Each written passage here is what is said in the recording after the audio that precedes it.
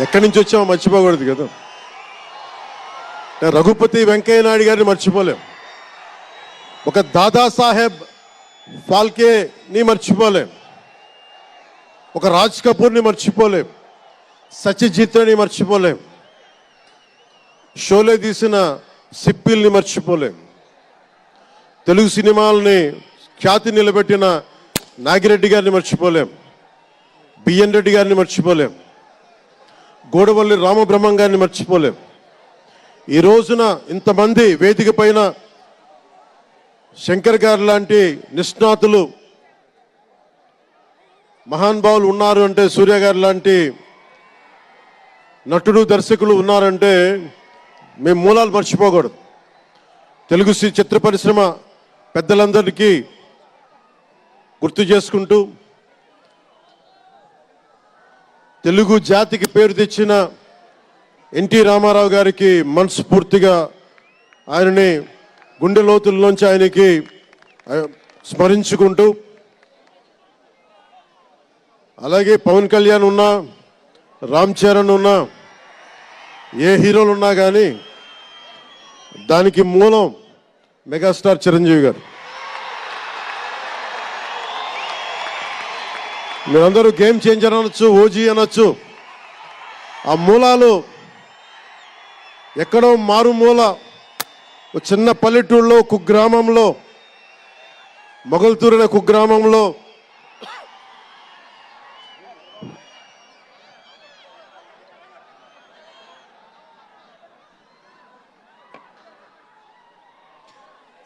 అనే కుగ్రామంలో చదువుతూ విఆర్ఎస్ఎన్ YRN college నర్సపూర్లో చదువుకుంటూ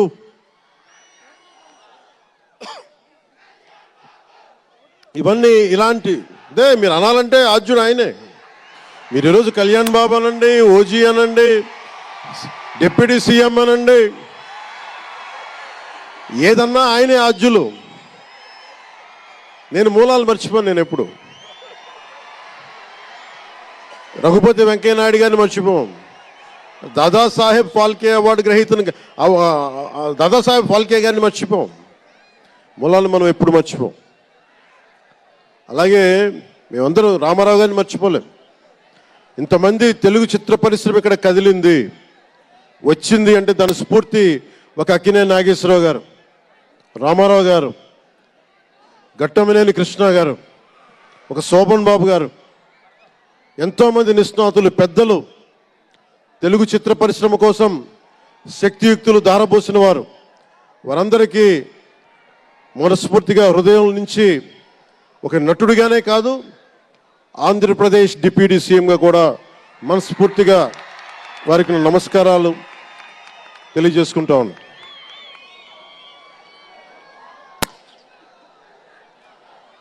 ఈ రోజున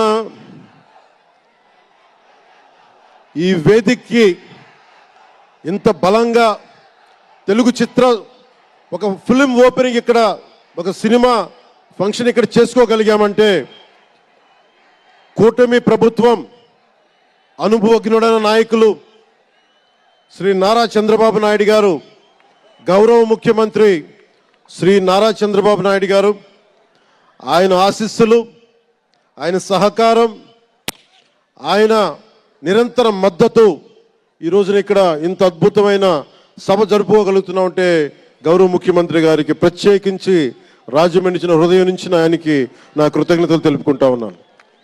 అలాగే ఒక ఫంక్షన్ చేస్తున్నామంటే హోమ్ మినిస్టర్ అనిత గారికి కూడా నా హృదయపూర్వక ధన్యవాదాలు తెలియజేసుకుంటా ఉన్నాను. స్టేట్ డీజీపీ గారికి నా హృదయపూర్వక ధన్యవాదాలు, జిల్లా ఎస్పీ గారికి, జిల్లా అధికార యంత్రాంగానికి, జిల్లా కలెక్టర్ గారికి, ప్రతి ఒక్కరికి పేరు పేరున గత 2 రోజులుగా 4 రోజులుగా కష్టపడి మన పర్మిషన్స్ అన్ని ఇచ్చి ఈ సభను విజయవంతం చేసే నేపథ్యంలో కష్టపడిన ప్రతి ఒక్క అధికారులందరికీ కూడా ప్రత్యేకించి ధన్యవాదాలు. అలాగే వేదిక పైన ఉన్న శ్రీ కందుల దుర్గేష్ గారికి, గౌరవ మంత్రివర్యులు పిడుగు హరిప్రసాద్ గారు, ఎమ్మెల్సీ మమ్మల్ని ఇన్ని రకాలుగా ఆయన, మీకు తెలుసు కదా గోరట్ల బుచ్చి చౌదరి గారి గురించి, ఆయన్ని పట్టు విడవరు ఆయన, మనం వదలాల్సిందే పట్టు. అలాంటి గోరంట్ల బుచ్చయ్య చౌదరి గారికి మనస్ఫూర్తిగా నా హృదయపూర్వక నమస్కారాలు. అలాగే యువరక్తంతో రాజమండ్రి రాజకీయాల్లో ప్రజలకి నిరంతరం సేవ చేద్దామని చేస్తే ఆదిరెడ్డి వాసు గారికి నా హృదయపూర్వక నమస్కారాలు. అలాగే నిరంతరం గత పాలనలో ఒత్తిళ్లు ఎదుర్కొని బలంగా నిలబడ్డ రాజనగరం ఎమ్మెల్యే శ్రీ బత్తుల బలరామకృష్ణ గారికి, అలాగే కె శ్రీనివాసరావు గారికి గౌరవ ఎమ్మెల్యే, వారికి నా హృదయపూర్వక నమస్కారాలు. అలాగే Kakinada urban development authority chairman Shri Tummala Babu గారికి నా హృదయపూర్వక నమస్కారాలు.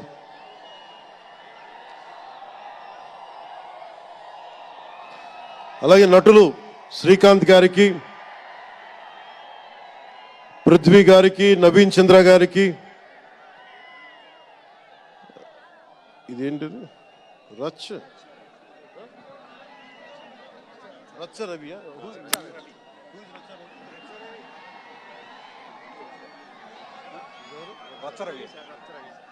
రచ్చ రవి గారికి, రామ్ జోగయ్య శాస్త్రి గారికి, కాసరాల శ్యామ్ గారికి, అనంత్ శ్రీరామ్ గారికి, బుర్రా సాయి మాధవ్ గారికి, ఇక్కడ ఉన్న అంజలి గారికి, అలాగే మ్యూజిక్ డైరెక్టర్ తమన్ గారికి. నాకు చాలా తక్కువ సినిమాలు నేను థియేటర్కి వెళ్ళేవాడిని. మన శంకర్ గారు తీసిన సినిమా చెన్నైలో, తమిళ్లో జెంటిల్మెన్ సినిమా, నేను టికెట్ కొనుక్కొని థియేటర్కి వెళ్ళి, ఆ రోజు నేను ఇంకా యాక్టర్ కూడా అవుతాను, అసలు రాజకీయాలు పక్కన పెట్టి యాక్టర్ అవుతానో లేదో అనే ఆలోచనలో ఉన్నప్పుడు ఆయన సినిమాని నేను కూడా టికెట్ కొనుక్కొని బ్లాక్లో ఆయన సినిమాకి వెళ్ళాను, శంకర్ గారి జెంటిల్మెన్ సినిమాకి. అలాగే ప్రేమికుడికి కూడా ఎవరు లేక తోడుకి మా అమ్మమ్మని తీసుకెళ్ళాను ప్రేమికుడి సినిమాకి. பிரேமிக்குடி சினிமா அம்மா என்ன சொல்லுவாங்க, పార్టీயோடு పోయిటానే. అంటే అలాంటి అందరినీ, అన్ని వయసుల వాళ్ళని కూడా ఆకట్టుకునే సినిమా, ఎంటర్టైన్మెంట్తో పాటు ఒక సోషల్ మెసేజ్ ఉన్న సినిమాలు ఆయనవి. అలాంటి మంచి సినిమాలు భారతదేశంలో ఈ రోజున చరణ్ గారు కానీ, రాజమౌళి గారు కానీ, జూనియర్ ఎన్టీఆర్ కానీ, వీరందరూ విఖ్యాతిగా మన ప్రపంచ వ్యాప్తి ఖ్యాతి ఉన్న రావటం అనేది, దానికి ఆద్యులు కొద్దిమంది డైరెక్టర్స్ ఉన్నారు, ముఖ్యంగా దక్షిణాది నుంచి. దాంట్లో చాలా కీలకమైన వ్యక్తి శంకర్ గారు. శంకర్ గారు ఈ రోజున భారతదేశం మొత్తం తెలుగు చిత్ర పరిశ్రమ వైపు చూస్తుంది అంటే, తమిళనాడు నుంచి వచ్చి తెలుగులోకి డబ్బై ఆ సినిమాని తెలుగు ప్రేక్షకులు ఇది తమిళ సినిమా కాదు తెలుగు సినిమా అని చెప్పి గుండెల్లో పెట్టుకొని ఆదరించారు. అంత గొప్ప సినిమాలు తీశారు శంకర్ గారు. నేను ఎప్పుడు అనుకునేవాడిని, శంకర్ గారు తెలుగులో కూడా తీయచ్చు కదా డైరెక్ట్ తెలుగు ఫిల్మ్ అంటే. ఆయన ఈ విధంగా గేమ్ చేంజర్,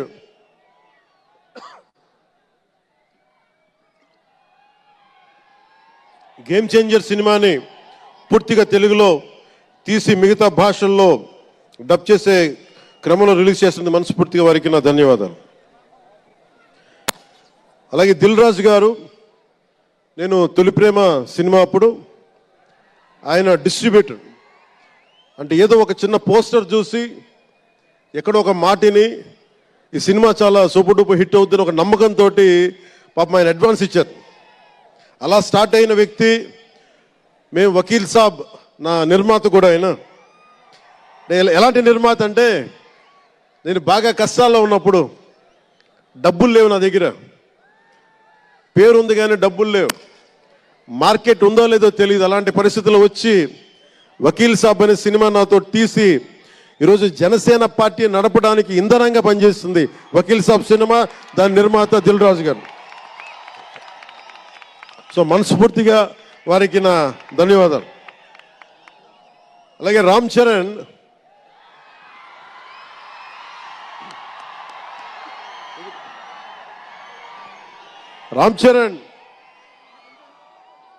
అంటే నేను రామ్ చరణ్ ఉన్నప్పుడు, నేను పుట్టినప్పుడు, నేను ఇంటర్ ఎప్పుడు చదువుతున్నాను. ఇంటర్ చదువుతున్నప్పుడు నాకు అన్నయ్యకి అబ్బాయి పుట్టాడని చెప్తే ఇంట్లో నామకరణం చేశారు. నామకరణం చేసినప్పుడు మా నాన్నగారు పెట్టిన పేరు, మా ఇంట్లో అందరికీ ఆంజనేయ స్వామి పేరు రావాలి, మా ఇంటి దైవం అని. రామ్ చరణ్కి రాముడి చరణాల దగ్గర ఉండేవాడు ఎవడో, హనుమంతులు, ఆంజనేయ స్వామి. నిత్యం బలం ఉండి కూడా వినయ విధేయతలతో ఉండే వ్యక్తి ఆంజనేయ స్వామి. అంటే ఎంత ఎదిగినా, ఎంత శక్తిమంతుడైనా, అడిమాది అష్టసిద్ధులున్నా తన శక్తి తను తెలియకుండా ఎదిగే కొద్దీ ఒదిగుండే ఆంజనేయ స్వామిలాగా ఇతనికి రామ్ చరణ్ అని పేరు పెట్టాలని చెప్పి మా నాన్నగారు ఆలోచన చేసి తనకి రామ్ చరణ్ అని పెట్టారు. అలాగే రామ్ చరణ్ నాకు, ఎందుకంటే నాకు చిరంజీవి గారు అన్నయ్య కాదు, పితృ సమానులు, తండ్రి సమానులు. మా వదిన నాకు మాతృమూర్తి. సో నాకు రామ్ చరణ్, నేను బాబాయ్ వీటన్నిటికంటే కూడా నాకు ఎప్పుడు ఒక తమ్ముడు.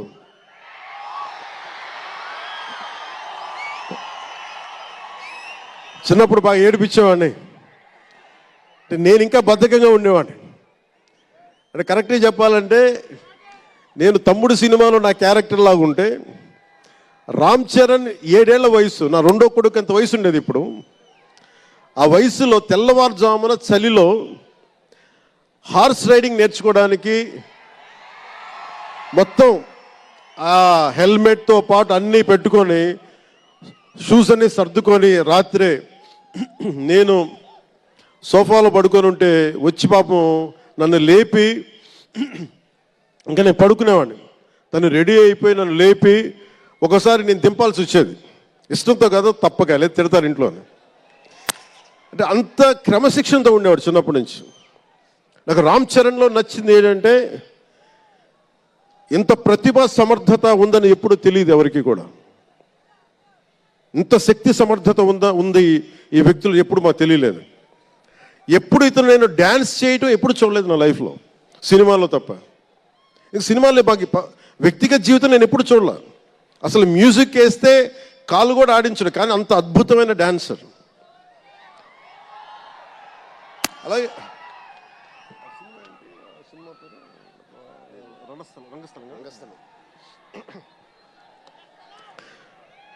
రంగస్థలం గురించి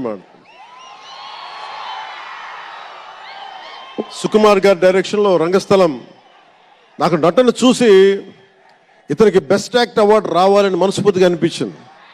అంటే అంత గొప్ప పెర్ఫార్మెన్స్ చేశాడు. భవిష్యత్తులో ఇతను ఉత్తమ నటుడు కూడా కావాలి, ఉత్తమ నటుడు అవార్డు అందుకోవాలి. ఎందుకంటే తనకి ఇక్కడ పెరగల, ఆంధ్రాలో పెరగల, కీలకమైన సంవత్సరాలన్నీ తమిళనాడులో పెరిగాడు, కొంత హైదరాబాద్లో, తెలంగాణలో పెరిగాడు. ఇక్కడ గోదావరి జిల్లాల తాలూకు భావాలు, కల్చరు ప్రత్యక్షంగా ఎప్పుడు చూడాల. అవన్నీ తెలియకుండా ఆ క్యారెక్టర్లో ఇమిడిపోయి కొన్ని తరాలుగా గోదావరి తీర ప్రాంతంలో పుట్టిన వ్యక్తిగత యాక్ట్ చేసిన విధానం చూస్తే నాకు అమితంగా నాకు నచ్చింది. అంటే అంత గొప్ప నటుడు ఉన్నాడు. చిరంజీవి గారి వారసుడు అలా కాకపోతే ఇంకెలా ఉంటాడు. చిరంజీవి గారికి తగ్గ వారసుడు. తండ్రి మెగాస్టార్ అయితే కొడుకు ఏమవుతాడు, గ్లోబల్ స్టార్ అవుతాడు.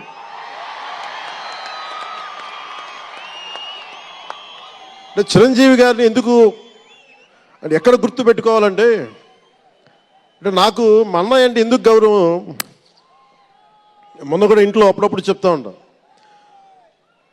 ఆయన ఒక మొగల్తూరు నుంచి వచ్చిన వ్యక్తి, ఎవరు ఆధారం లేరు. మీరు ఇంతమంది లక్షల మంది ఇక్కడ ఉన్నారు, జనం, ప్రజలందరూ ఉన్నారు. మనకి ఎవరో ఒకరు ఉండాలి అని అనుకోకర్లా, మీకు మీరే ధైర్యం. మీరు అనుకుంటే మీరు సాధిస్తారు. గుండె లోతుల్లో నుంచి నేను సంకల్ప బలం ఉండి దానికి తగ్గ పట్టుదల కార్యదక్షత ఉంటే మెగాస్టార్ చిరంజీవి గారిలాగా ఎలా సాధించగలరో ప్రతి ఒక్కరూ మీరు కోరుకున్న దాంట్లో సాధించగలరు. అంటే ఆయన ఒక్కడు పెరిగి మా అందరికీ ఆశ్రయం ఇచ్చాడు, ఊతం ఇచ్చాడు. ఆయన ఊతం వల్లే నేను ఈ రోజున మీ అందరికీ కూర్చొని మారుమూల ప్రాంతాల్లో భయపడడానికి, అందరూ భయపడే రోడ్లకి వెళ్ళగలుగుతున్నాను, రోడ్లు వేయడానికి అంటే ఆ మూలాలు చిరంజీవి గారు మాకు నేర్పించిన. అంటే ఇది ఎందుకు చెప్తున్నానంటే, నేను చిరంజీవి గారిని ఎంత కష్టపడేవారు ఆయన కష్టపడి బయటికి వచ్చి ఇంటికి వస్తే నేను అర్ధరాత్రి పూట వెయిట్ చేసేవాడిని అక్కడ సోఫాలో పడుకున్నాను హాల్లో. మా అన్నయ్య గారు ఎప్పుడు వస్తారు, ఆయన ఎంత కష్టపడేవారంటే కనీసం వచ్చి షూలు ఇప్పుకోవడానికి అసలు శక్తి ఉండేది కాదు. అలిసి సొలిసి ఒళ్ళు కుమిలిపోయి, అంటే ఏమంటుందని అసలు కందిపోయి దెబ్బలు తిని, ఎందుకంటే అప్పుడు సేఫ్టీ మెకానిజం లేదు. మన గుండా షూటింగ్ టైంలో మన ఏదో అనకాపల్లి వెళ్తుంటే ఇక్కడే చిరంజీవి గారు చేశారని ఎవరు ఆయన సన్నిహితులు చెప్తా ఉంటే, ఆ పడిపోయి ట్రైన్ కింద యాక్సిడెంట్లో కాలు ఫ్రాక్చర్ అయ్యి అలాంటి ఒక సేఫ్టీ లేని పరిస్థితులు ఆయన చేస్తూ ఇంటికి వచ్చేటప్పటికి మాకు చేయగలిగేది ఏంటంటే మాకు గిల్టీగా ఉండేది. తమ్ముడు సినిమాలో నేను ఎలా ఉండేవాడిని, ఆకతాయిగా తిరుగుతూ అలా నాకు అలా అనిపించేది నా జీవితం. అలా లేననుకోండి, కానీ మా అన్నయ్య వచ్చేటప్పటికి ఏదైనా చేద్దామని తపంతో పాపం ఆయన సాక్స్ తీస్తే కాళ్ళు వాచిపోయాయి. ఆ షూ కూడా వచ్చేది కాదు, చెమటతో తడిచిపోయేది. ఆయన షూలు తీసి ఆయన పాదాలు తుడిచి అది చేస్తే మాకు ఒక చిన్నపాటి ఉపశాంతి మాకు లభించేది. ఎందుకంటే ఇంత కష్టపడుతున్నాడు ఇంతమంది కోసం అనేది. అంటే అలాంటి కష్టాన్ని చూసి పెరిగాడు రామ్ చరణ్. అందుకే ఎందుకు ఆయన గురించి చెప్తున్నానంటే, మేము ఎప్పుడూ దీన్ని అహంకారంగా తీసుకోలేం. మెగా అభిమానులు ఇలాంటి పదాలు మేము ఎందుకు మాట్లాడమంటే, ఇక్కడ అందరి హీరోల అభిమానులు ఉన్నారు. జూనియర్ ఎన్టీ, మీరు అందరు సినిమాలు చూస్తారు. రామ్ చరణ్ ఒక సినిమాని ఎక్కువ ఇంకొక హీరోని ఇష్టపడచ్చు, ఒక హీరోని ఎక్కువ ఇష్టపడచ్చు. జూనియర్ ఎన్టీఆర్ గారిని ఇష్టపడతారు, అల్లు అర్జున్ గారిని ఇష్టపడతారు, అలాగే ఒక ప్రభాస్ గారిని ఇష్టపడతారు. ఇంకా హీరోస్ పేర్లు అందరూ చెప్పి ఒకసారి మర్చిపోయి. ఘట్టంనేని మహేష్ గారిని ఇష్టపడతారు. అంటే నేను ఎందుకు అందరి హీరోల, క్షమించాలి, అందరి హీరోల అభిమానులని పేరు పేరున నేను సమయం తక్కువ ఎక్కువ మంచి అందరి హీరోలు పేరు పేరున చెప్తున్నాను. చిన్న చిత్తగా అట్లని చెప్పట్లా. ఎవరైనా సరే, ఏ స్థాయి హీరోలైనా సరే వారు ప్రత్యేకించి అభిమానులు ఉంటారు. నాని గారు ఉన్నారు, ఆయన ప్రత్యేకించి మా ఇంట్లో చాలామంది అభిమానులు ఉన్నారు. మా సిస్టర్ చాలా నచ్చుతారు మా చెల్లికి నాని గారి సినిమాలు. ఇలాగా మా ఇంట్లో అందరికి కూడా మాకు మా చిరంజీవి గారు మాకు నేర్పించింది ఒక హీరోని ద్వేషించే పని మాకు ఎప్పుడు మాకు తెలియదు. మాకు చిన్నప్పటి నుంచి మా జీవితంలో కళమా తల్లి సాక్షిగా చెప్తున్నాం, ఎప్పుడు కూడా మా ఇంట్లో ఈ హీరో సినిమా పోవాలి, మేము ఉండాలి, మా ఇంట్లో ఎప్పుడు లేదు. అసలు ఆ సంస్కృతి మా ఇంట్లో లేదు. అందుకు మేము అందరం బాగుండాలని కోరుకుంటాం. ఎందుకు బాగుండాలని కోరుకుంటామంటే, సర్వే జనం సుఖినో భవంతు అని చెప్పి మా నాన్న నేర్పించిన ఇది మాకు సంస్కృతి. అది వాళ్ళే మేమే బాగుండాలి, వాళ్ళు బాగుండకూడదు అనుకుంటే ఎకానమీ తిరగాలి, అందరి దగ్గర డబ్బులు ఉండాలి, అందరూ బాగుండాలని కోరుకుంటాం. అలాంటి పరిస్థితుల్లో అలాంటి వాతావరణంలో పెరిగాం. రామ్ చరణ్ అలాంటి వాతావరణంలో పెరిగిన వ్యక్తి. నాకు చాలా గర్వంగా ఉంటుంది, చాలా ఆనందంగా ఉంటుంది. అతని హార్స్ రైడింగ్ చూస్తే మటుకు నాకు చాలా అసూయ వస్తుంది. నాకు చాలా తక్కువ సందర్భాల్లో నాకు అసూయ వస్తాయి.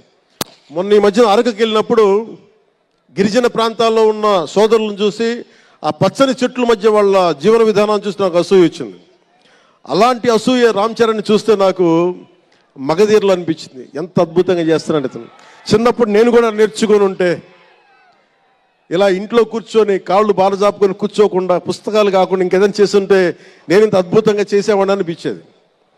ఆ పట్టుదలతోటి నాకు హార్స్ రైడింగ్ నేర్చుకోలేదు జీవితంలో ఇప్పుడు. గబ్బర్ సింగ్ సినిమాకి నాకు హార్స్ రైడింగ్ పెట్టారు. అందరూ ఏమనుకున్నారంటే పవర్ స్టార్ అంటే అన్నీ వచ్చేసి అనుకున్నారు, నాకు తెలియదు అయ్యింది. హార్స్ రైడింగ్ అని చెప్పారు, ఓకే అని గుర్రం చూపించారు నాకు. అది కచ్ రాష్ట్రం గుజరాత్లో. గుర్రం దగ్గరికి వెళ్ళా, సార్ ఏం లేదు దౌడు తీసుకుంటే గ్యాలప్ మీద వచ్చేయాలంటే ఓకే షూర్ అన్నాను, డెఫినెట్గా వచ్చేస్తానన్నా. కింద పడితే ఏమవుతానో నాకు తెలియదు సార్, నాకు ఒకటి తెలుసు, తెగింపు తెలుసు. గుర్రం దగ్గరికి వెళ్ళి చెప్పా, దానికి చెవిలో చెప్పాను, నాకు హార్స్ రైడింగ్ రాదు. వీళ్ళందరూ నన్ను ఎక్స్పెక్ట్ చేస్తారు చాలా గొప్ప హార్స్ రైడర్ అని. అంటే హీరో అంటే అన్నీ తెలియాలనుకుంటారు, నాకు తెలియదు హార్స్ రైడింగ్. దానికి ఒక పంచదార ముక్కను చిన్న క్యారెట్ పెట్టా, జాగ్రత్తగా తీసుకెళ్ళి నాకు వదిలేవాను. పాప ఆ గుర్రం అది నన్ను ఎంత అద్భుతంగా తీసుకెళ్ళిందంటే అది మీరు చూసారు ఆ సీన్లో. నేను అందరినీ మోసం చేశాను ఆ సినిమాలో, నాకు హార్స్ రైడింగ్ రాకుండా సినిమా వరకు హార్స్ రైడింగ్ వచ్చినా కదా. అలాంటి అంటే నాకు ఇది మాకేంటంటే మాకు సినిమాల్లో చూసినవన్నీ నాలాగా కాకుండా అన్నీ చాలా సుశిక్షితమైన ఒక నేర్చుకున్న వ్యక్తి ఇతను రామ్ చరణ్. ఒక డ్యాన్స్ కానీ ఎక్కడో ఇంగ్లాండ్కి వెళ్ళి అక్కడ డ్యాన్స్ ఇన్స్టిట్యూషన్స్లో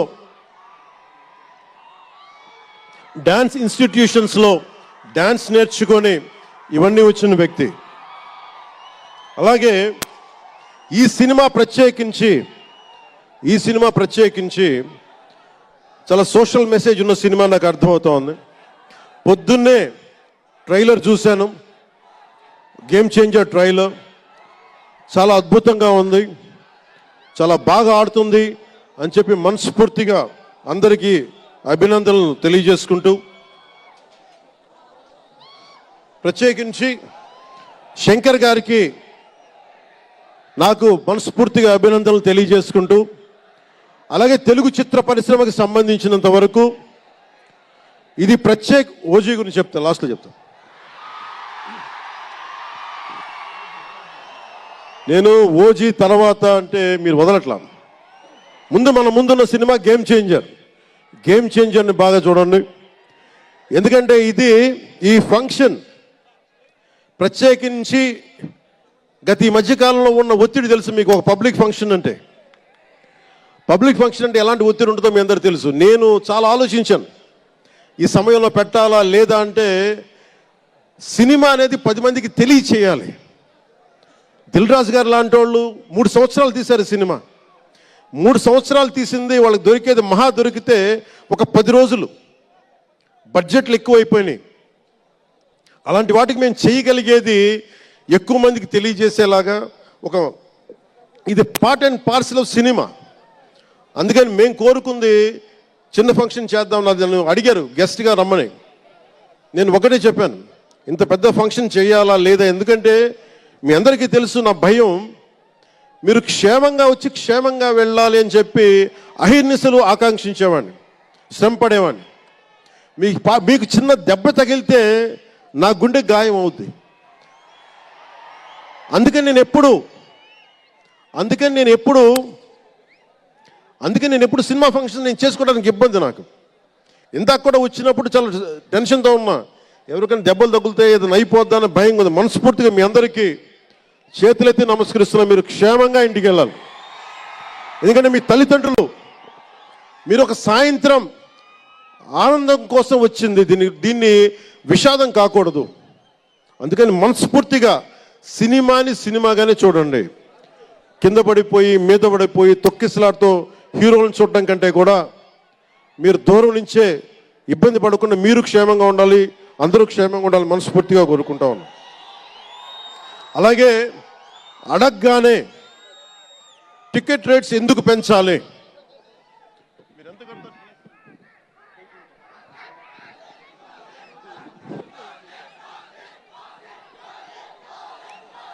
టికెట్ రేట్స్ ఎందుకు పెంచాలి అని చాలామంది అడుగుతూ ఉంటారు. ఒక నిమిషం థ్యాంక్ యూ. సినిమా రేట్లు ఎందుకు పెంచాలని అడుగుతారు. ఈ రోజున సినిమా రేట్లు పెంచాలి అంటే it's a purely demand and supply. నాకు శంకర్ గారి సినిమా నేనే బ్లాక్లో కొనుక్కొని చూశాను చెన్నైలో. అది నా సరదా. అది అంటే నాకు ఇచ్చిన డబ్బులు నేను కొనుక్కొని చూశాను. ఇప్పుడు ఆ బ్లాక్లో వెళ్ళే డబ్బు ఎవరికి వెళ్ళిపోద్ది. అలా కాకుండా టికెట్ రేట్లు డిమాండ్ అండ్ సప్లై మీద ఉంటుంది. అలాంటి డబ్బులు పెరిగితే మీరు ఇష్టపడి మీ హీరోకో ఏదో ఇష్టమైన సినిమాకో మొదటి రోజే చూడాలనుకుంటారు. That's a demand. అందుకని ఎందుకు ఇంతంటే బడ్జెట్స్ పెరిగిపోయినాయి. తెలుగు సినిమా మొత్తం ప్రపంచపరంగా వెళ్తూ ఉన్నాయి. దీనికి డబ్బులు కావాలి అంటే పెట్టుబడులు కావాలి. మార్కెట్స్ పెరిగినాయి. అలాగే పెరిగిన ప్రతి రూపాయికి 18% జిఎస్టీ కడతాం. ప్రభుత్వానికి ట్యాక్స్ వస్తుంది. పెరిగిన ప్రతి రేటుకి ట్యాక్స్ వస్తుంది. ఇదేదో ఉట్టినా ఇవ్వట్లేదు ప్రభుత్వం. ప్రతి ఒక్కరికి ఏముంటుందంటే దీని ఒక ఫాల్స్ నెరేటివ్ ఉంది బయట. నా సినిమాకి టికెట్ రేట్లు పెంచకపోగా తగ్గించేశారు. భీమ్లా నాయక్కి ఇప్పుడు చాలామంది హీరోస్ అందరూ కూడా వాళ్ళెవరూ కూటమికి మద్దతు చెప్పలేదు. కానీ మేము ఎక్కడ వివక్ష చూపించలా. అందరూ బాగుండాలని కోరుకుంటాం. ఎందుకంటే చిత్ర పరిశ్రమకి మొన్న దిల్ రాజు గారు కూడా చెప్పారు, చిత్ర పరిశ్రమకి రాజకీయ రంగు పులమటానికి మాకు ఇష్టం లేదు. Though I belong to NDA, though I'm head of Janasena party, cinema should be treated as a separate entity. No politics should seep into cinema. Milton Friedman అనే ఒక ఎకానమిస్ట్ ఒక చిన్నపాటి పెన్సిల్ని ఇలా చూపిస్తూ, ఈ పెన్సిల్ని తయారీకి ఈ కనిపించే టిప్పు ఈ మెటీరియల్, దీని లోపల ఉండే గ్రాఫైటు ఈ మెటీరియల్, ఇవన్నీ ఒక్కొక్కటి చెప్పుకుంటూ దీనికి వెనక పెన్సిల్ కూడా రబ్బరు, ఇది ఎక్కడి నుంచి వస్తుంది ఇలా చెప్పుకుంటూ వెళ్తా. ఇది ఒక్క ప్రాంతం నుంచి రాలా, అనేక దేశాల నుంచి. గ్రాఫైట్ ఏమో ఎక్కడ వేరే కంట్రీస్ నుంచి. ఈ పెన్సిల్కి పెట్టిన మన బ్రాంజ్ రిబ్బన్ను అదేమో వేరే చైనా నుంచో లేదంటే ఏషియా నుంచి. ఈ చేసిన వాళ్ళందరూ ఒక మతం కాదు, ఒక కులం కాదు, ఒక దేశం కాదు. ఒక చిన్నపాటి పెన్సిల్కే ఒక రకరకాల వ్యక్తులు, రకరకాల దేశాలు కలిసి రావాలి. అలాంటిది ఇంత సినిమాకి శంకర్ గారు తమిళియన్, మనకి దిల్ రాజు గారు ఫ్రమ్ తెలంగాణ. ఇక్కడ ఒక్కొక్కరిని అడగండి, ఒక్కొక్కరు ఒక్కొక్క రాష్ట్రం నుంచి వస్తారు. బట్ అందరూ కలిసి సినిమాని తీస్తారు, మీకు ఆహ్లాదం కలిగజేస్తారు. ఇప్పుడు మాకుంటుంది, నేను ఎప్పుడు కూడా నాకు ఇష్టం లేనిది సభావేదికగా ఒక్కటి శంకర్ గారికి కానీ, దిల్ రాజు గారికి కానీ, తెలుగు చిత్ర పరిశ్రమకు కానీ, భారతీయ చిత్ర పరిశ్రమకు కానీ ఒకటితే మనం నేర్చుకోవాలి. ఎప్పుడు మనం భారతీయ చిత్ర పరిశ్రమ అనేవాళ్ళం తప్ప లాస్ట్ 90s నుంచి టాలీవుడ్ అని, బాలీవుడ్, కాలీవుడ్, మాలీవుడ్ మనం ఎందుకు ఏప్ చేయాలి వీళ్ళని? Why do we have to ape Hollywood? మనం ఒకప్పుడు మాయాబజార్ లాంటి సినిమాలు తీసిన వాళ్ళం, మూకీలు తీసిన వాళ్ళం. చిత్ర పరిశ్రమ ఒక బెంగాల్లో పరివిడిల్లింది అక్కడ. సో మనం ఎందుకు వీళ్ళని ఫాలో అవ్వాలి?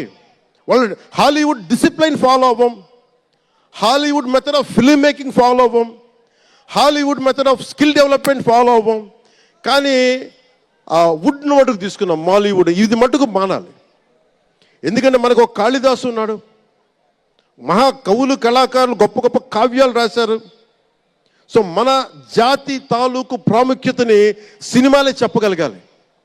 అందుకని హాలీవుడ్ని అనుకరించడం మానేయాలి. మనదైన సత్తా, మనదైన కథ, మనదైన బలం మనం చూపించాలి విశ్వానికి. అది చూపించకపోతే ఏమవుద్దంటే ఎక్కడ కూర్చొని ఈరోజు ఇప్పుడు కాపీ చేద్దామంటే కుదరదు.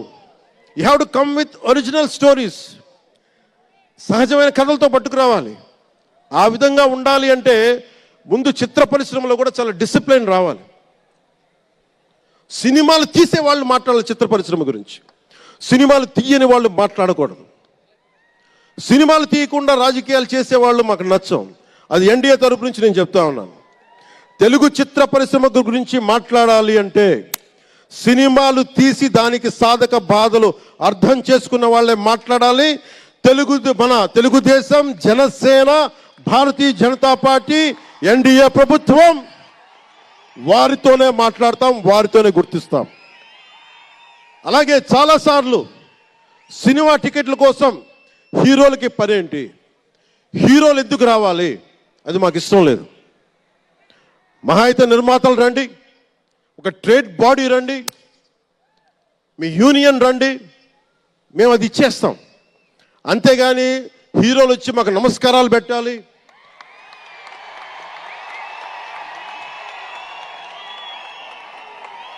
అంత ఒక లో లెవెల్ వ్యక్తులం కాదు మేము. దీన్ని ఎక్కడి నుంచి నేర్చుకున్నాం? స్వర్గీయ నటరత్న ఎన్టీ రామారావు గారి దగ్గర నుంచి నేర్చుకున్నాం.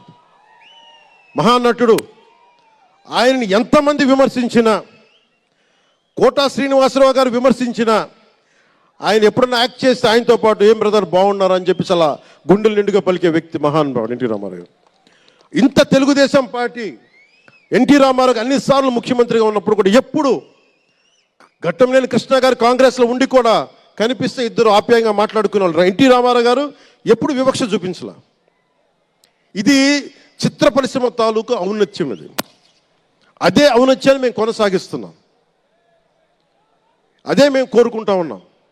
అంతేగాని గతం ప్రభుత్వంలో లాగా మీరు అభిమానించే మెగాస్టార్ చిరంజీవి గారు లాంటి వారిని కానీ,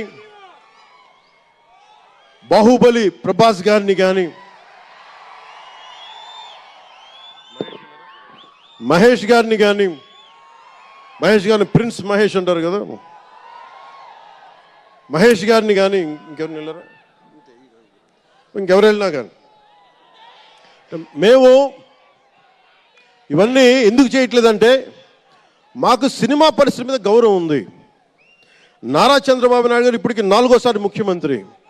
ఆయన 3 సార్లు కానీ 4 సార్లుగా ముఖ్యమంత్రి ఉన్న ఈ సమయంలో ఎప్పుడు కూడా తెలుగు చిత్ర పరిశ్రమకి దోహదపడ్డారు తప్ప ఆయన ఎప్పుడు తెలుగు చిత్ర పరిశ్రమని ఇబ్బంది పెట్టలేదు. తిరిగి మేము సినిమాని గౌరవించే వాళ్ళం. ఇక్కడున్న చిత్ర పరిశ్రమ కోసం, సినిమాల కోసం పరితపించే కథల కోసం మనం వెనకాడతాం. మన కథలు కావాలి. సినిమా జీవితంలో లేని సినిమాలో వెతుక్కుంటాం. మనం జీవితంలో దొరకని న్యాయాన్ని సినిమాలో న్యాయం దొరికితే తృప్తి పడతాం. ఒక్కటి సినిమా తీస్తే ఎందుకు చూస్తాం మనం? శంకర్ గారి డైరెక్షన్లో అరే మన జీవితంలో మన ముఖ్యమంత్రిలా ఉంటే బాగుంటుంది అనుకుంటాం. ఆ కథని, ఆ భావాన్ని సినిమాగా తెరకెక్కిస్తే అది బాగుంటుంది. ఒక శివాజీ సినిమా ఎదురు తిరిగితే ఎలా ఉంటుంది, ప్రత్యామ్నాయంగా రాజు చేస్తే ఎలా ఉంటుంది ఒక శివాజీ. ఇలాంటి సినిమాలన్నీ కూడా మనకి నిజ జీవితంలో జరగనివి. మనం ఒక అట్లీస్ట్ సినిమా ప్రపంచంలో చూస్తే ఒక తృప్తి ఉంటుంది. అలాగే ఇంతమంది యువత ముందుకొచ్చి ఎందుకు వస్తున్నారు అంటే ఒక మార్గదర్శకం సినిమాలు. ఒకసారి సినిమాలో కూడా చాలా మంచి విలువలు ఉంటాయి, కానీ ఆ విలువలు తీసుకోవచ్చు. కానీ మనం ఎలా ఉండాలంటే హంసలాగా పాలను తీసుకొని నీళ్లు వదిలేయాలి. కానీ కొంతమంది నీళ్ళని పట్టుకుంటారు, మనం ఏం చేయలేము. సినిమా అన్నీ చూపిస్తుంది, మంచి చెడు 2 చూపిస్తాయి. ఏది తీసుకోవాలి అనేది మీది.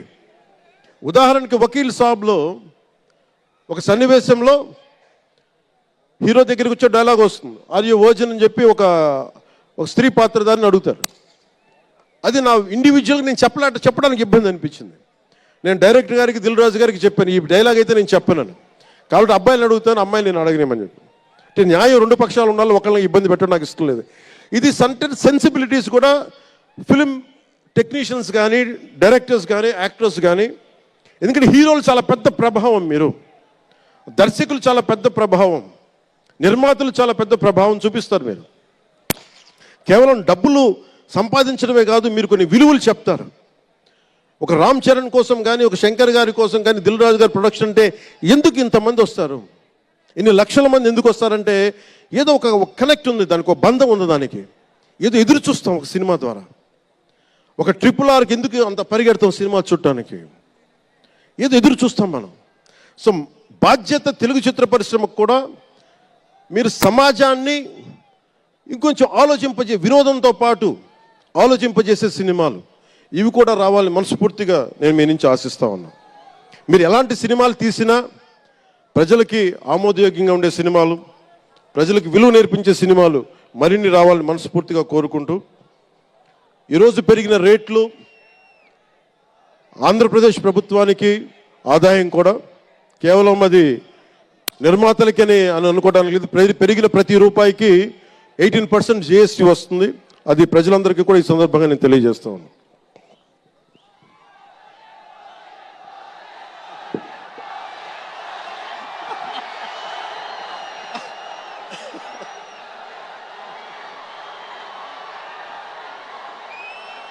మీరు ఓజీ నా దుంప తెంపేస్తున్నారు. ఆయన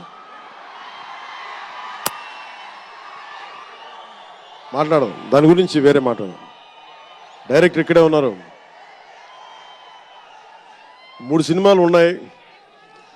కాదే మీకు తెలుసు కదా నా ప్రేమ మీకోసం. ఓజీ సినిమా కంటే నా భవిష్యత్తు మీకు ముఖ్యం, నాకు ముఖ్యం మీ భవిష్యత్తు. మీ భవిష్యత్తు కోసం ఇలా ఉండిపోయాను. అందుకని ప్రత్యేకించి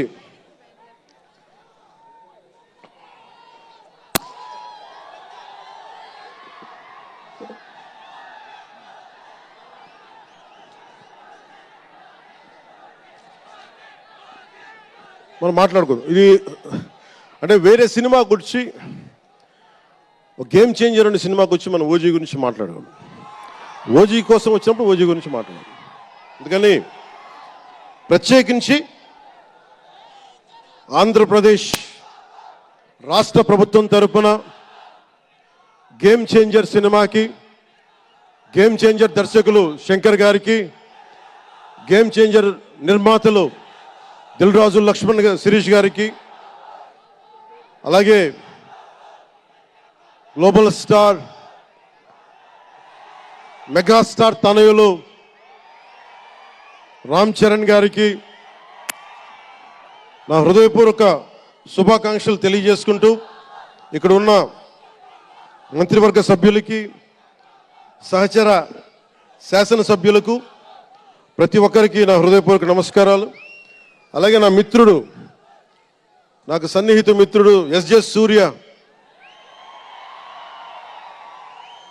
உங்க பத்தி சொல்லிட்டே இருந்தேன் சார், உங்க பத்தி சொல்லிட்டே இருந்தேன் தந்தி டிவியில். நீங்க எனக்கு எவ்வளவு பிடிக்குன்னு சொல்லிட்டே இருந்தேன். ఈయన ఏ మేరా జహాన్ పాట పెడతానంటే మీరు అమ్మాయిలతో డాన్స్ చేయాలి సార్ అంటాడు. నేను అంటాను దేశభక్తి చెప్పాలి. మా ఇద్దరు గొడవైంది. నేను చెప్పాను నువ్వేమనుకుంటా అవి చేస్తాను తప్ప నేను మటుకు ఏ మేరా జహాయే చేస్తాను, నేను అమ్మాయిలతో డాన్స్ చేయనని చెప్పాను. చాలామంది చేశారు, ఎందుకంటే నేను బాగా చేయలేను తెలుసు నాకు. దానికి ఏదో కూర్చుని పాపం నా మాట, మా ఇద్దరికి అలా మంచి ఫ్రెండ్స్, స్నేహం మా ఇద్దరి మధ్య. గంటలు మాట్లాడుకుంటాం. ఈ మధ్య కుదరట్లేదు. సో గ్రేట్ యాక్టర్, మంచి దర్శకుడు కాదు, ఎక్స్ట్రాడినరీ డైరెక్టర్. నా కోపం ఏంటంటే డైరెక్షన్ వదిలేశాడు. ఎప్పుడైనా విట్టిట నీ direction. You are such a fantastic and fabulous director. And okay, that's fine. ఆయన డ్రీమ్ ఏంటంటే I want to be an actor అనేవాడు. ఇప్పుడు హీ ఫుల్ఫిల్, ఆయన సాధించుకున్నారు. అందరి మనసులు దోచుకున్న నటుడయ్యారు. మనస్ఫూర్తిగా వారికి నా అభినందనలు తెలియజేస్తా ఉన్నాను. అలాగే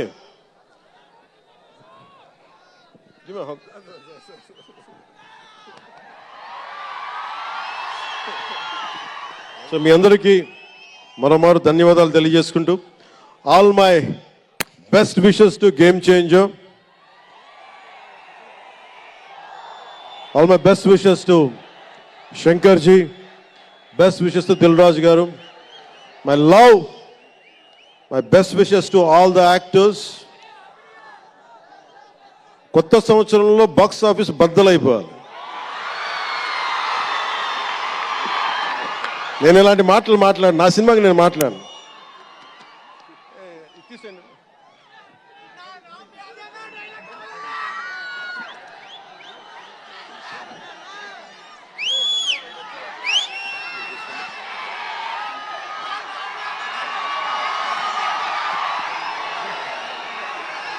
మీరేం చేస్తారో తెలీదు. మగధీరుడు అల్లూరి సీతారామరాజుగా మొత్తం జీవించేశాడు. అందరి తోటి నటుల మీద అమితమైన ఇష్టం చూపించేవాడు. అందరికీ ఫ్రెండ్ రామ్ చరణ్. అందరి హీరోలకి చాలా గౌరవంగా ఉండేవాడు. సంవత్సరానికి 100 రోజులు మా నాన్న ఏ పేరు మీద ఏం తలుచుకొని పెట్టాడో తెలియదు, కానీ 100 రోజులు, సంవత్సరంలో 365 రోజులు, కనీసం 100 రోజులు అయ్యప్ప స్వామి మాల అంటాడు, ఆంజనేయ స్వామి మాల అంటాడు. ఎందుకురా చేస్తామంటాను అప్పుడప్పుడు. క్షమించాలి రామ్ చరణ్ గారు రే అంటున్నందుకు, పర్లేదు కదా.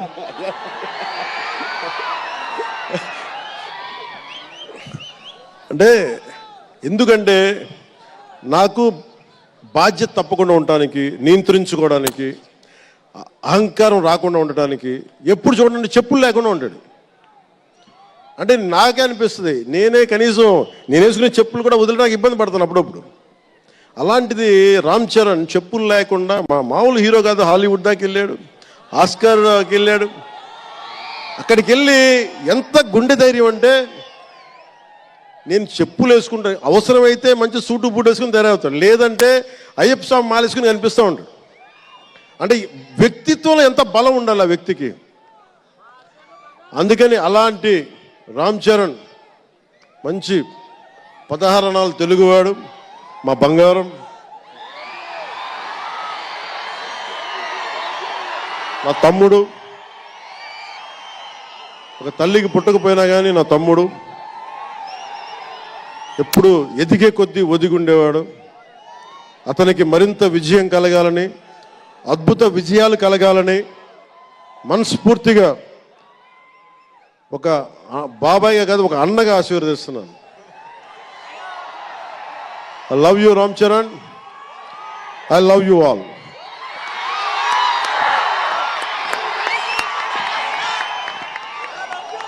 నేను ఒకటే కోరుకుంటున్నా, యువత మీ అందరికీ ఏమన్నా మాట్లాడుతూ ఉన్నా, మీరు బైకుల్లో మీరు చేసే గోల్ ఉంటుంది చూసారా మీరు. నేను మనం మాట్లాడుతూ ఉన్నా,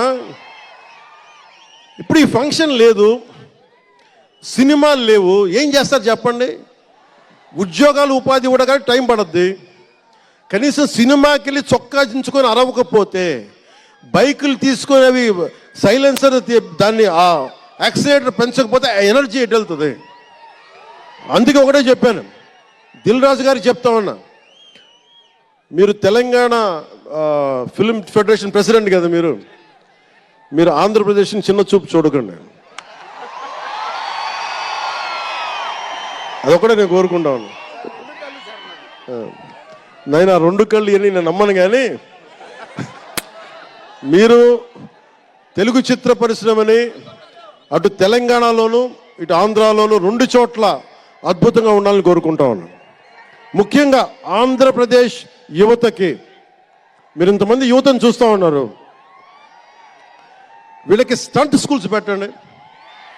మా వాళ్ళు బైక్లు వేసుకొని తిరుగుతూ ఉంటారు, గోల్ చేస్తూ ఉంటారు. ఒక మంచి స్టంట్ స్కూల్ పెట్టండి. గోదావరి జిల్లాలోనూ, రాయలసీమలోనూ, మా కడపలోనూ ఎక్కడో చోట ఒక 2-3 స్టంట్ స్కూల్స్ పెట్టండి. మా వాళ్ళకి స్కిల్ డెవలప్మెంట్ ఇవ్వండి. మాకు ఒక స్క్రీన్ ప్లే ఎలా రాయాలో మా వాళ్ళకి చెప్పండి. ఒక రాజమౌళి గారు వచ్చి చెప్పండి. త్రివిక్రమ్ గారిని వచ్చి క్లాసులు తీసుకోమని చెప్పండి మా వాళ్ళకి. ఒక తమన్ లాంటి మనకి మ్యూజిక్ దర్శకులు కానీ,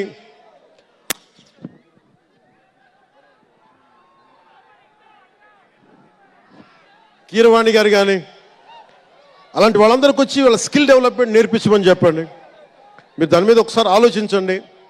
స్టూడియోలు పెట్టండి. ఇక్కడ కొంతమంది అసిస్టెంట్ డైరెక్టర్స్కి ఎలా ఉండాలి, డైరెక్టర్స్ కావాలంటే ఏం చేయాలి, 24 క్రాఫ్ట్స్లో ఒకళ్ళకి ప్రొడక్షన్ డిజైనింగ్ నేర్పించండి. మా వాళ్ళకి ప్రొడక్షన్ డిజైనింగ్ స్కూల్స్ పెట్టండి.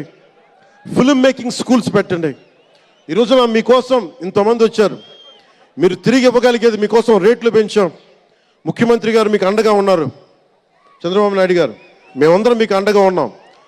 తెలుగు చిత్ర పరిశ్రమని మీ ద్వారా మేము కోరుకునేది, ఇంతమంది యువతున్నారు, వీరికి మీ ద్వారా కొంత ఉపాధి కల్పించండి. నేను సినిమాని మాట్లాడుతుంటే నేను టీవీని ఎప్పుడు వదలలేదు. టీవీ మీడియంని చిన్న తెర అనుకో, చిన్న తెర పెద్ద తెర ఉండదు. తెర చిన్నదైనా పెద్దదైనా ఒకటే మాకు. సో మాకు ముమ్మిడివరం లాంటి గొప్ప లొకేషన్స్ ఉన్నాయి. మాకు కేరళకు మించిపోయి ఉంటుంది ముమ్మిడివరం. గోదావరి తీరం చూడండి, అసలు మీరు గండికోట చూడండి కడపలో, సిద్ధవటంకి వెళ్ళండి, అడ్వెంచర్ సినిమాలు ఉంటాయి. అటు వెళ్తే మీరు పార్వతీపురం వెళ్ళండి, మన్యం ప్రాంతం అద్భుతంగా ఉంటుంది. మీరు లొకేషన్స్ని ఎక్స్ప్లాయిట్ చేయండి. ఇక్కడ అందరికీ మేము సౌకర్యాలు కల్పిస్తాం. మా దుర్గేష్ గారికి కూడా చెప్తా ఉన్నాను, మనకు కూర్చొని ఇక్కడ టూరిజం డెవలప్ చేయాలి. అందుకని మీకు తెలుగు చిత్ర పరిశ్రమకి ఆంధ్రప్రదేశ్ ప్రభుత్వం అండగా ఉంటుందని తెలియజేసుకుంటూ, మీకోసం ఒళ్ళు వంచి పనిచేస్తానని తెలియజేసుకుంటూ, మరోమారు మనందరికీ ఇష్టమైన రామ్ చరణ్కి గుండెల నుండి శుభాకాంక్షలు తెలియజేసుకుంటూ, శంకర్ గారికి మరోమారు కృతజ్ఞతలు తెలియజేసుకుంటూ, దిల్ రాజు గారికి ఇద్దరికి అభినందనలు తెలియజేసుకుంటూ, నటీనట వర్గానికి ప్రతి ఒక్కరికి అందరికీ ధన్యవాదాలు తెలియజేసుకుంటూ, మీ అందరూ క్షేమంగా ఇంటికి వెళ్ళండి. ఇంట్లో అమ్మా నాన్నని అడిగానని చెప్పండి. నాకంటే వయసులో పెద్దవారైన ఎవరన్నా ఉంటే వారికి నా పాదాభివందనాలు తెలియజేయండి. మీరు 2 చేతులైతే దండం పెడుతున్నా, క్షేమంగా క్షేమంగా క్షేమంగా ఇంటికి వెళ్ళండి.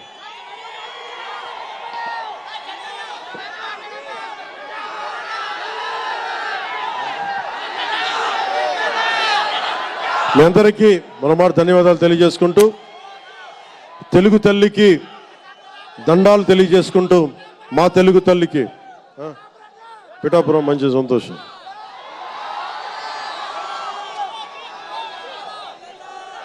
అలాగే మీ అందరికీ ధన్యవాదాలు తెలుపుకుంటూ,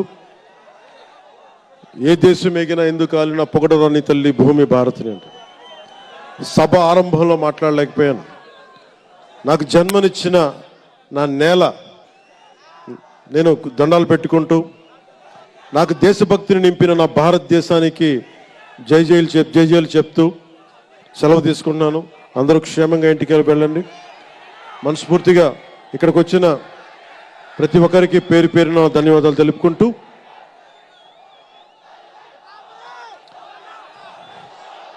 జై ఆంధ్ర, జై భారత్, జై హింద్.